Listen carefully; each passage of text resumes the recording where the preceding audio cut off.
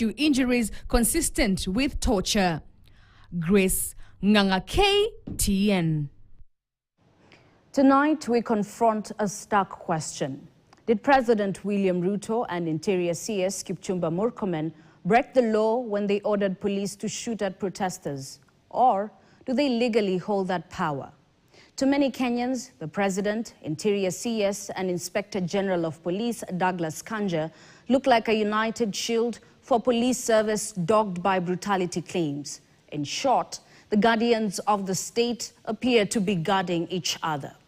Now, oversight bodies like IPOA continue to echo official lines. Court orders lie ignored, and shootings, abductions, and disappearances piling up. Evidence of an entrenched culture of impunity.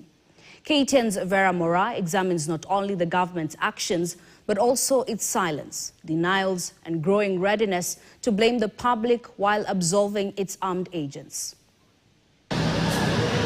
Justice in Kenya has long worn a thin disguise. It once promised protection and fairness, but now the people see through the mask. Instead of comforting the bereaved, State House thunder rained down on them. When grief filled the streets, the president's fury did not chase the killers. It instead lashed at the mourners. And instead of demanding for thorough investigations, he scalded their tears and chose condemnation over compassion. Anaenda kuchoma mali ya watu wengine. Mtu kama huyo apigwe risasi miguu, aende hospitali, akienda kotini. It was the next stanza in an old haunting chorus, because before the president spoke, the interior docket had already laid the groundwork for trampling the constitution. Umeambia polisi, mtu yoyote mwenye atakaribia police station, piga yeye risasi. The question remains, can a president or a cabinet secretary make such orders? And if he does, whom should the police obey? This is something that is supposed to be made by a commander who is in charge of the riot party, not the president. But coming from the president, it's in bad spirit. These orders by the president and the interior cabinet secretary have settled more like provocations, because days after Murkomen's order, Mawega police station in Homa Bay County lay in smoking rains. And in the ashes flicked a dilemma. Was the blaze a spark of justice reclaimed, or an inferno of fury let loose? Definitely we are going to experience more chaos, and not unless we correct the situation.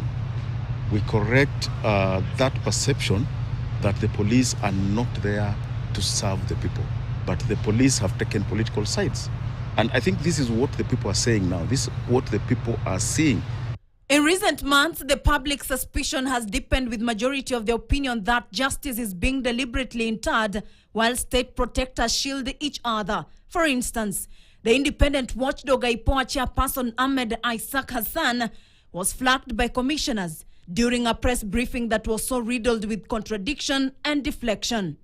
A briefing that failed to offer a single credible account of Albert Ojwang's death in police custody. The united front shown by the president, the interior cabinet secretary and the inspector general has been read widely as a coordinated bulwark against blame, fueling public skepticism about the government's lack of appetite for accountability. This animosity between members of the public and the police is now being cultivated by what I call lack of independence on the side of the police. And if we have to heal that rift, then we need to go back to the spirit of the 2010 Constitution and say the Inspector General is the overall commander of the police, operational commander. Issues of welfare should remain with the National Police Service Commission. According to the Kenya National Commission of Human Rights, a total of 122 people were killed in protests in the past year. 63 people were killed between June 2024 and February 2025. 21 lives were lost during the June 25th, 2025 protest, while 38 were killed during the Saba Saba commemoration. It will get to a point where people will start arming themselves. They will look at the police as the enemy within. Politicians will be on one side, members of the public will be on the other side, and the police will be in the middle. There will be collateral damage. This is a story of a nation that watches its guardians turn into gatekeepers of impunity. It is a narrative of citizens searching for answers while institutions trade truth for loyalty. So now, the haunting question echoes across the country. Who shall the people trust? Vera Mora, KTN. Thank you, Vera, for that. Now, for weeks now, politicians allied